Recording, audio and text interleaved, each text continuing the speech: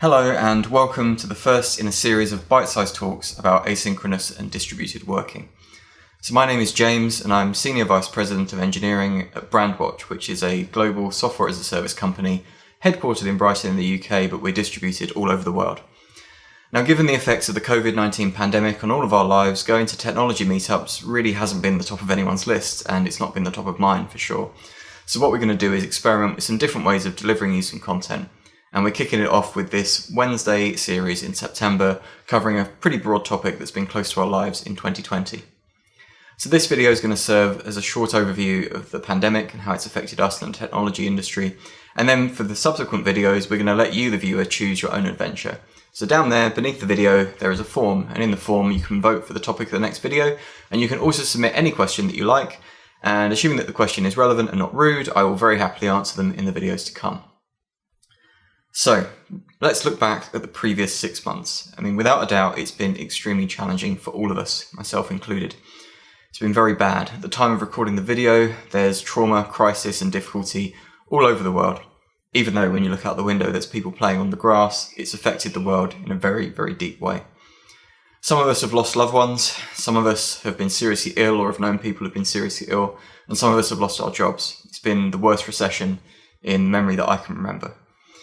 And even if we've managed to avoid those consequences ourselves, the usual things that we expect to have in our lives have disappeared, such as schools, our office communities, our ability to travel freely, to go on vacation, to have childcare. All of these things have been paused, altered, some of them possibly permanently. So it goes without saying it's been a really, really challenging 2020. But I do believe that in the times of crisis, like now, there's adaptations that we make as humans that sometimes could be better in the long run. And maybe we will be able to adapt our work and life situations in a way that will be more positive for us. So many of us have been able to spend more time with our families, with our loved ones, with our pets even. People have also not had to commute for several hours every single day, and I'm certainly used to standing up between London Bridge and East Croydon for way longer than my legs really want to. So these are glimpses of a different future that we may have in store for us. Because crises have this ability to accelerate societal change. And I think it's progressed so far during the pandemic that there's various things that are never going to be the same again. Many of us have had to wake up into the present moment and start to question the rails that we may have lived our lives on previously. We've been able to ask ourselves questions of, could something be different in the future? So right now, I really do believe that we are at an inflection point. Many industries that we thought were safe and would never collapse are actually in the period of collapsing. The travel and hospitality industry, with people not going on holiday and with people not travelling for work as much as they used to, are beginning to fall apart at the seams. And downtown parts of our cities, usually vibrant and full of people, are starting to decay, with cafes and restaurants closing and shops being unable to get the money they need to stay open. And even as we are beginning to get the ability to come back to our offices, many are beginning to question why they would even want to do so in the first place every single day of the week, or even at all. Our company Brandwatch has announced that it will be remote first from now on, and I've taken the option to become a permanent remote worker, and many of my colleagues have done the same as well. And we've seen the same in the wider, bigger technology industry. Facebook is shifting to a remote work culture. Google employees are able to work from home until the summer of 2021. And often the people who are in these situations are seeing that they're able to spend less time commuting, they're able to spend more time with their family, they can have more sleep, they don't need to be as stressed as they were in the past. People don't have to run their lives on an office schedule anymore. But there are many questions that are up in the air still, such as, for example, how will we pay everybody if we're not scaling people's pay based on the location that they're working?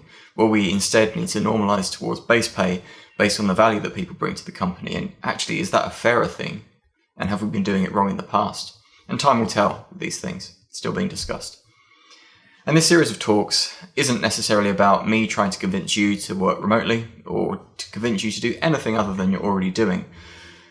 That's absolutely fine what you want to do with your life.